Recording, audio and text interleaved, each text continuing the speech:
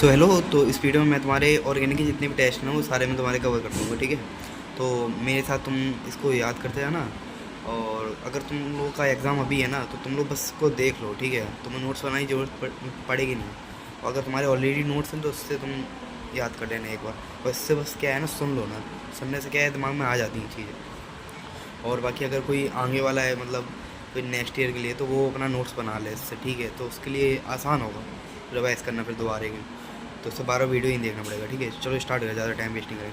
तो पहले जो तुम्हारा टेस्ट है ना वो NHCO3 का है, ठीक है। तो इसको और सिप को कंपेयर करके पढ़ो कि NHSSO3 जो है ना तुम्हारा एल्डिहाइड को देता है, मिथाइल कीटोन देता है, कीटोन नहीं देता है।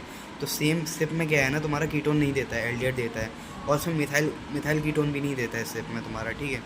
और इसमें क्या है, तुम्हारा ग्लूकोज भी नहीं देता, जैसा हमने बायोमोलिक्यूल्स में पढ़ा था ना कि NHSO3 ग्लूकोज नहीं देता, सिप टेस्ट भी नहीं देता। तो वैसे ही है कि ग्लूकोज तुम्हारा सिप टेस्ट भी नहीं देता, NHSO3 भी नहीं देता है, ठीक है। तो और इसमें एक्स्ट्रा चीज़ क्या है कि वाइट क्रिस्टल फॉर्म होता है जब इसका रिएक्शन होता है ना, तो ये वाइट क्रिस्टल बनाता है, ठीक। और सिप टेस्ट में क्या है तुम्हारा, ये SCOH भी देता है और एरोमेटिक एल्डिहाइड भी देता है तुम्हारा, ठीक। तो बेसिकली इसको ना सिर्फ टेस्ट को यूज़ इसीलिए करते हैं कि एल्डिहाइड और कीटोन को डिफ्रेंशिएट कर पाएँ, तो इसीलिए इसका बेसिक यूज़ है।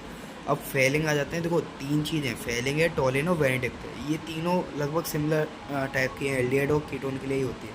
तो अपन पहले क्या करेंगे ना, टॉलिन और फेलिंग को कंपेयर करके, और फिर फेलिंग और वेनेडिक्ट को कंपेयर करके पढ़ लेंगे। तो फेलिंग को पहले पढ़ते हैं, ठीक है।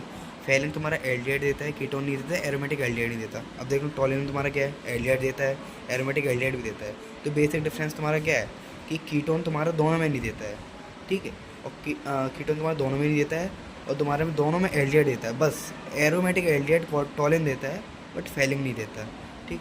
और फ्रक्टोज तुम्हारा दोनों देता है। फ्रक्टोज क्या होता है, अल्फा हाइड्रोक्सी कीटोन होता है। तो ये स्ट्रक्चर तुम्हारा फेलिंग भी देगा और टॉलिन भी देगा। और इसमें एक्स्ट्रा क्या है कि तुम्हारा जो फॉर्मिक एसिड है वो फेलिंग भी देगा, वो तुम्हारा टॉलिन भी देगा। और तुम्हारा जो एस्टर है वो तुम्हारा फेलिंग देगा, ठीक है। और इसमें कुछ कंपाउंड में एक हेमी एसिटल और है, हेमी एसिटल तुम्हारा दोनों देगा, फेलिंग भी देगा तुम्हारा और टॉलिन भी देगा।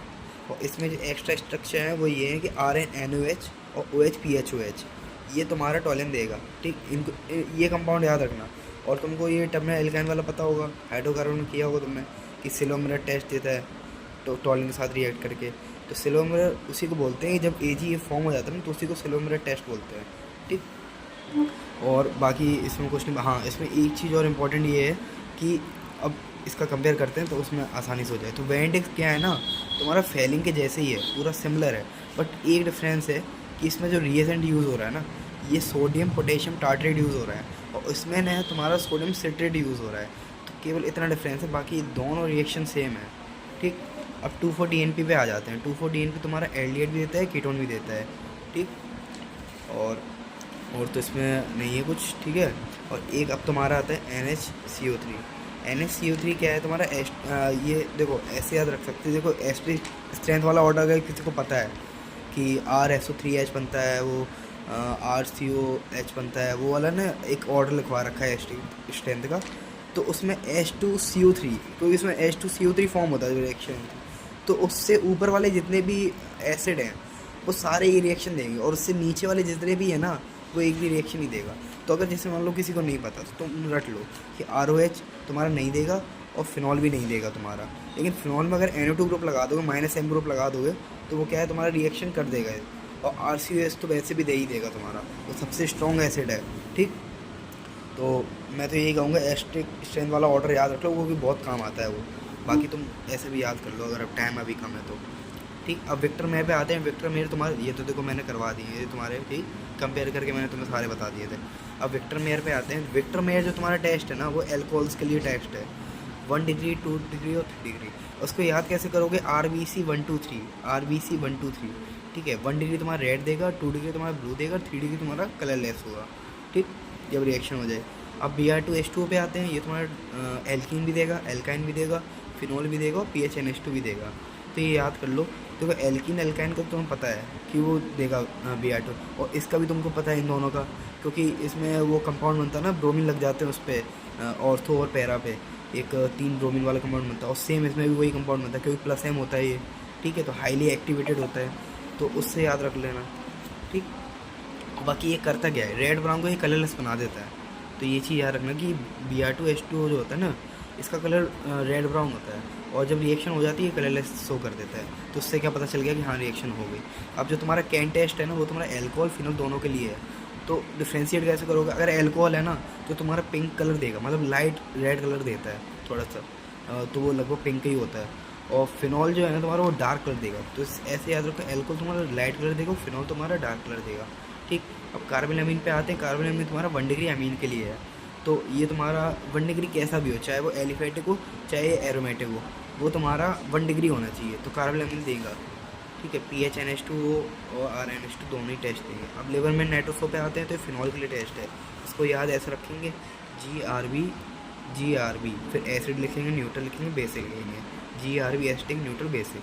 अब ये जो तुम्हारे ये मीडियम है, अगर मान लो एसिडिक मीडियम है तो ग्रीन कलर देगा, और अगर तुम्हारा न्यूट्रल मीडियम है तो रेड कलर देगा, और बेसिक मीडियम है तुम्हारा तो ब्लू कलर देगा।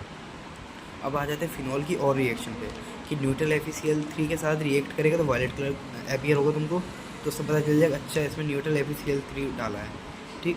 और अगर तुम्हारा Br2H2 डाला तो वो तो तुम्हें पता ही है, ऊपर बता ही दिया कि कलरलेस हो जाएगा, ठीक।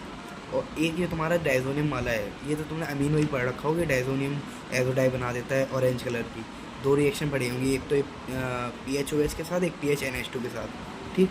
इसमें ऑरेंज बनता है, उसमें शायद मेरे हिसाब से रेड कलर बनता है जहाँ तक है। और हॉफमैन मस्टर्ड ऑयल है तुम्हारे, सॉरी हॉफमैन मस्टर्ड ऑयल है तुम्हारा, ये 1 डिग्री अमीन के लिए देता है। इसमें रिएजेंट अगर चाहो तो याद रख लो, वैसे मैं तो कहूँगा 1 डिग्री अमीन इतना याद रख लो काफ़ी हो जाएगा, लेकिन फिर भी CH2 और HgCl2 डलता है, और तुम्हारा HgS ब्लैक कलर का बना देता है, ब्लैक कलर का, ठीक है, ब्लैक PPT बन गया। तो उसका मतलब हॉफमैन मस्टर्ड ऑयल तुम्हारा टेस्ट है, 1 डिग्री अमीन के लिए ये टेस्ट, इतना याद रखो। चलो जल्दी जल्दी तुम्हारा हिंसबर्ग और निपटा लेते हैं। हिंसबर्ग तो काफ़ी इंपॉर्टेंट है इस साल, तो पूछा गया था क्वेश्चन। तो 1 डिग्री तुम्हारा सॉल्युबल होगा, 2 डिग्री तुम्हारा इनसॉल्युबल होगा, 3 डिग्री तुम्हारा नो रिएक्शन करेगा। ये एमीन्स के लिए 1 degree amine, 2 degree, 3 degree amine, ठीक है। तो 1 डिग्री सॉल्युबल, 2 डिग्री इनसॉल्युबल। तो तुमको यही चेक करने हैं कि जब पूछ ले इनसॉल्युबल है 2 डिग्री चेक करो, और जब सॉल्युबल है तो 1 डिग्री चेक करो, ठीक है। फिर ट्रैप्स देख रहे हैं, अगर प्रीडीन है तो प्रीडीन दोबारा रिएक्शन नहीं करेगा, वो 3 डिग्री होता है, जनरली उसको 3 डिग्री ही माना जाता है, ठीक है। और जो तुम्हारा पायरोल है, ये रेजोनेंस में है, इसका लोन पेयर तो होता तो 2 डिग्री है, तो बेसिकली देना चाहिए। लेकिन क्या है ना, ये इसका रेजोनेंस में एरोमेटिक कंप्लीट कर रहा है, 6 इलेक्ट्रॉन हो जाएगा ना, 6 पाई इलेक्ट्रॉन, तो एरोमेटिक कंप्लीट कर रहा है, तो इसलिए ये रिएक्शन नहीं देता है। लेकिन फिर एनिलीन क्यों, एलिन तो 1 डिग्री है, फिर और रेजोनेंस में भी है, फिर भी देता है। ये इसलिए देता है क्योंकि इसका लोन पेयर ना रिंग में होना कंपलसरी नहीं है, ये फिर भी एरोमेटिक है। अगर इसका लोन पेयर उसके रिंग में नहीं जाएगा ना, फिर भी एरोमेटिक रहेगा। तो इसलिए क्या है ना, ये तुम्हारा हिंसबर्ग देता है, 1 डिग्री भी है और हिंसबर्ग भी देता है, लेकिन 2 डिग्री होते हुए नहीं देता क्योंकि रेजोनेंस में है। ऐसी एक सेमी कार्बोहाइड है, ये तुम्हारा रेजोनेंस में होता है लोन पेयर, जबकि ये 1 डिग्री है, इसको देना चाहिए, लेकिन क्या है ना रेजोनेंस में है, तो इसलिए तुम्हारा ये भी रिएक्शन नहीं देता है। तो ये कुछ पॉइंट्स है ना, ये याद रखना। और एनिलीन हो या एनिलीन के जैसे कोई भी कंपाउंड हो, जैसे मान लो एनिलीन पे मतलब एक और फिनॉल अगर ऐड कर, मतलब फिनॉल नहीं, एक और फिनाइल रिंग अगर ऐड कर दी तो 2 डिग्री अमीन बन गया, है ना, तो तब भी वो दे देगा, लेकिन वो 3 डिग्री नहीं होना चाहिए, बस मेन चीज़ ये है। और अलाइल अमीन तुम्हें पता है अलाइल का स्ट्रक्चर, तो ये तो रेजोनेंस में है ही नहीं, तो यहाँ तो दे देगा 1 डिग्री में अमीन है। और लेकिन तुम्हारा विनाइल जो है ना, ये तुम्हारा रेजोनेंस में होता है, तो इसलिए ये तुम्हारा रिएक्शन नहीं करेगा। ये कुछ पॉइंट है ना, ये ट्रैप होते हैं फंसाने के लिए, तो इनको ऐसे याद रखो। और बाकी अच्छा, एक कॉमन ट्रैप जो मेरे को लगता था कि पहले तो मैं कन्फ्यूज़ होता था, मैं क्या समझता था ना कि ये इस पर 2 ऐसा लग गया, हाँ, तो मैं इसको देखता था कि ये तो अरे 2 से कनेक्ट है, ये तो 2 डिग्री हो गया। बट क्या होता है ना, ये और ये 2 डिग्री ये होता है, ये नहीं होता। इसको कार्बन को नहीं देखना है, अमीन पे देखना है कि इससे अगर यहाँ कनेक्ट है तो होगा 2 डिग्री। मतलब समझ रहे हो, ये चीज़ ट्रैप है, ये चीज़ ध्यान रखना। मैं भी फंसता था, अब तो नहीं, अब तो चीज़ हो गई। और वेलस्टीन तुम्हारा हेलोजेंस के लिए, तो इतना याद रखो बस, ठीक है। तो 2 डिग्री कार्बन से कन्फ्यूज नहीं होना, ठीक है। और बाकी अब तुम्हारा वेयर रीजेंट, वेयर तुम्हारा ना डबल बॉन्ड के लिए रहता है, एल्किन के लिए। ये तुम्हारा पिंक कलर से कलरलेस दिखा देता है, तो इससे क्या है कि तुम्हारा पिंक कलर जा रहा है, मतलब वेयर रीजेंट इसमें डाला है, मतलब तुम्हारा एल्किन का टेस्ट दे रहा है। अल्काइन के लिए तुम्हें पता है टॉलिन होता है, और एक तुम्हारे CU2Cl2 वाला है ना, जो ये हाइड्रोकार्बन पड़ा है, और ये केवल और केवल टर्म है एल्काइन के लिए ही होता है। ये टॉलिन तुम्हारा वाइट देगा, Ag बन जाता है ना, सिल्वर जिसको बोलते हैं, और तुम्हारे ये वाला कॉपर है ना, कॉपर से याद रखो रेड। कॉपर बेसिकली तुमने तांबा देखा होगा, लाल कलर का होता है ना, तो उससे ऐसे याद रखो। और लुकास, तुम्हारा लुकास टेस्ट है ना, ये तुम्हारा 1 डिग्री और 2 डिग्री रेजोनेंस वाले जो होंगे ना स्ट्रक्चर, और 3 डिग्री ये तुम्हारे इमीडिएट टर्बिडिटी दे देंगे। ये तुमने एल्कोहल में भी पढ़ा होगा। और 2 डिग्री तुम्हारा 5 मिनट में देता है, मतलब इसको थोड़ा टाइम लगता है। और 1 डिग्री तुम्हारा देता ही नहीं है, ठीक है। तो ये 1 डिग्री केवल क्या है ना, 1 डिग्री केवल जब हीट करोगे ना उसको बहुत ज़्यादा, तब वो रिएक्शन मतलब शो करेगा, वरना रिएक्शन भी शो नहीं करता। और रिएजेंट तुम्हारा ZnCl2 कॉन्सेंट्रेट HCl है, ठीक है, इसको याद रखना। ये तो रट गया होगा अभी तक, एल्कोहल करे टाइम हो गया होगा। बाकी मॉलिस्ट, हाँ अब कार्बोहाइड्रेट के देख लेते हैं, ठीक है। ये तो तुम्हें को सारे रटने पड़ेंगे। ये तुम्हारा मॉलिस्ट टेस्ट है ना, ये तुम्हारे सारे कार्बोहाइड्रेट के लिए है। और ये तुम्हारा पर्पल डाई देता है। अल्फ़ा नेप्टोल इसमें यूज़ होता है, ये याद रख लो। अगर जितना याद हो सके कर लो, क्योंकि डायरेक्ट क्वेश्चन आएगा, डायरेक्ट बनेगा, इतना टाइम नहीं लगेगा उसमें। बारफुट तुम्हारा डाइसैकेराइड और मोनोसैकेराइड। डाइसैकेराइड तुम्हारा नहीं देता है, मोनोसैकेराइड तुम्हारा दे देता है, ठीक है। और ये दोनों देखो, इसमें दोनों में लाल कलर की जो भी है रेड कलर फॉर्म होता है इसमें। और सेलेंट 1 ऑफ जो तुम्हारा टेस्ट है ना, ये एल्डोज नहीं देता है, कीटोज देता है, ठीक। एल्डोज नहीं देगा, कीटोज देगा। ओसाजोन तुम्हारा सुक्रोज नहीं देता है, बाकी एल्डोज, कीटोज, माल्टोज, लैक्टोज, ठीक है, ये सब ओसाजोन फॉर्म कर देते हैं। अब ओसाजोन क्या है, ओसाजोन डिटेल में नहीं जाना है, ठीक है, अपने सिलेबस में नहीं है। बाकी सुक्रोज नहीं देता, इतना याद रखना हो, बाकी दे देते हैं, ठीक।